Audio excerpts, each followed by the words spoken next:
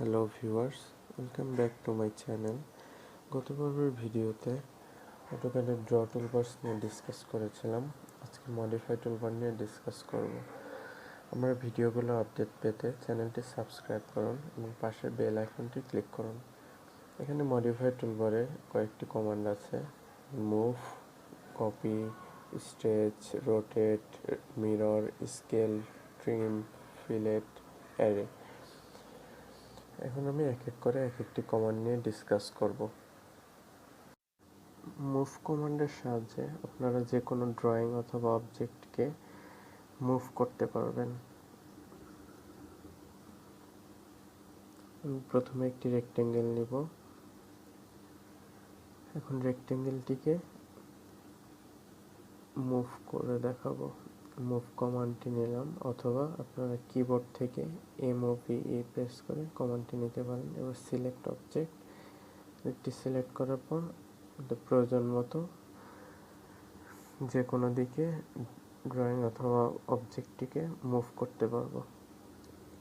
এবার copy,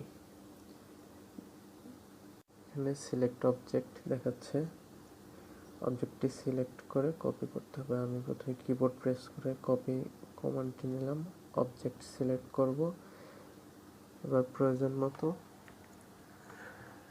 ড্রয়িংটিকে copy করতে পারবো।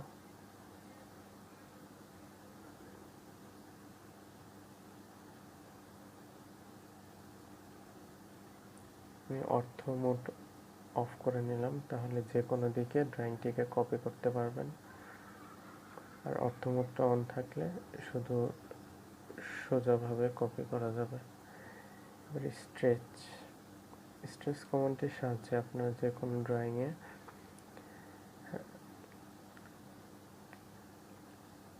বাড়ানো অথবা কমানোর কাজটি করতে পারবেন। যেমন আমি স্ট্রেচ কমান্ডটি নিলাম, সিলেক্ট অবজেক্ট, সেন্টার, এখানে অর্থ মোড অফ আছে, অন করে নেব, অন। এবার প্রয়োজন মতো অবজেক্টটিকে কমাবো বা বাড়ানো যাবে। অর্থাৎ স্ট্রেচ কমান্ডটির সাথে আপনারা যে কোনো ড্রয়িংকে কমানো বাড়ানোর কাজটি করতে পারবেন সমানভাবে। এরপরে রোটেট কমান্ডটির সাহায্যে আপনারা ড্রয়িংটিকে যে কোনো অ্যাঙ্গেলে রোটেট করতে পারবেন। যেমন আমি সিলেক্ট অবজেক্টটি সিলেক্ট করলাম। এবার প্রয়োজন মতো যে কোনো অ্যাঙ্গেলে আপনারা ড্রয়িংটিকে রোটেট করতে পারবেন।